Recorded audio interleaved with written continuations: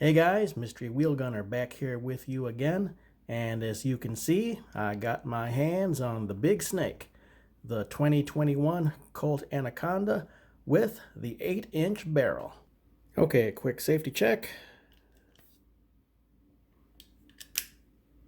Okay, let's run through some of the features. The front sight is a red ramp style, and it is secured in place by a little grub screw there. So changing out the front sight is pretty easy. Just loosen that grub screw, take out the front sight, pop in the replacement, and tighten that screw back down. The rear sight is click adjustable for elevation, but is unfortunately a bit more involved for windage. You have to loosen the securing screw for the rear blade, and then you make your adjustment, and then you tighten down the securing screw. It just seems a little clumsy compared to the competitors. You have a nice wide target style trigger with striations, and a fairly wide, I guess you could say, target style hammer, also with some striations to give it some texture and grip.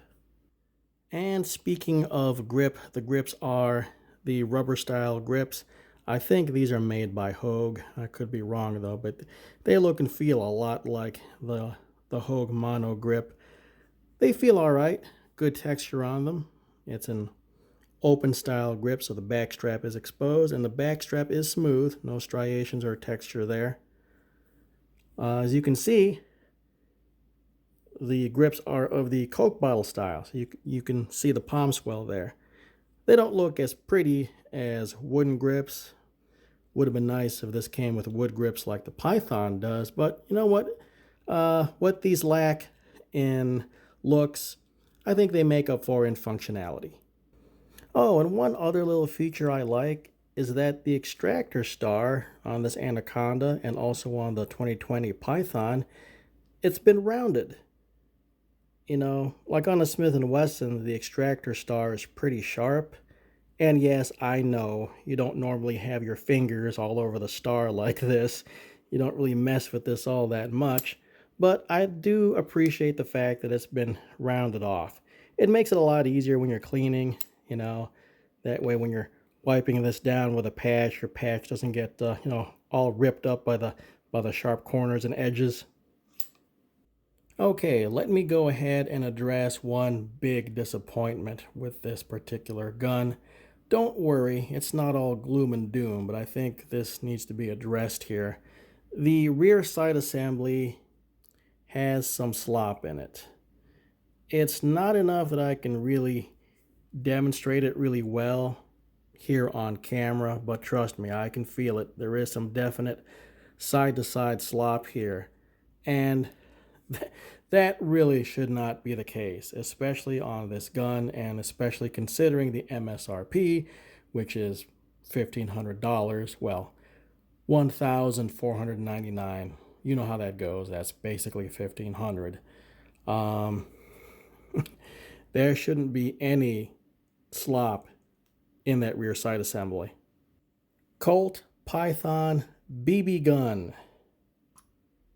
Rear sight assembly is tight on the BB gun. So yeah, if the BB gun Colt can have a tight rear sight assembly, there's really no excuse for the real deal, real steel Colt to have that problem. Time now for another episode of the Trigger Snob with your host, Okay, just another quick safety check because we're about to play with the trigger. So, yeah, it's essentially the 2020 Python. Double action, nice and smooth, just like the 2020 Python. Single action, a bit heavier than you would expect single action to be. Not as light as the Smith & Wessons, but when I say that, I don't mean to imply that this is terrible in any way. It's light enough that, if you can't hit anything with this gun, it's you. and not the trigger. So good trigger in single action, just not as light as some others like the Smith & Wessons. But the double action, whoa, yes, nice and smooth, nice and glassy. The only caveat here would be that if you pull the trigger super fast, yeah, you can really feel that cylinder, slamming into the bolt or the little stop. But I mean, the cylinder is massive. Okay, if you took a look at, let's say, a Model 29, take the Model 29's cylinder and compare it to the Anaconda cylinder, this cylinder is a lot bigger, beefier, heavier. So yeah, you're gonna feel that thing, you know, really slam and lock into that bolt. But it's not necessarily a bad thing because, I mean, who's going to machine gun this thing? Not everybody is Jerry Michalek. Last I heard, only Jerry Michalek is Jerry Michalek. So most of us will be shooting this gun like this. Okay, and not machine gunning it like Jerry does.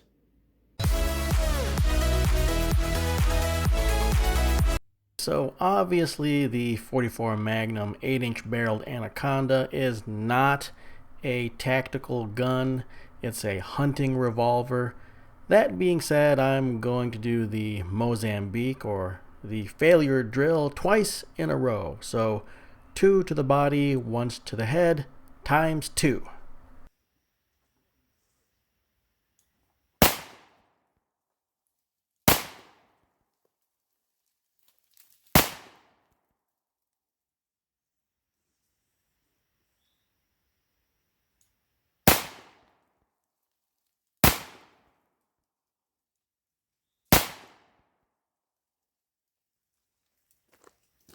Okay, so obviously I need a little more practice with the 8-inch barreled Anaconda. I am favoring right when shooting it in double action. The body shots are all good. One is on the line, but hey, on the line counts. Only one headshot is valid though. Anyways, the point of this is that despite being a very heavy hunting revolver, the 8-inch barreled Anaconda can be pressed into service if you ever need to, Dirty Harry somebody. And yes, I know Dirty Harry used a Model 29, but you know what I mean.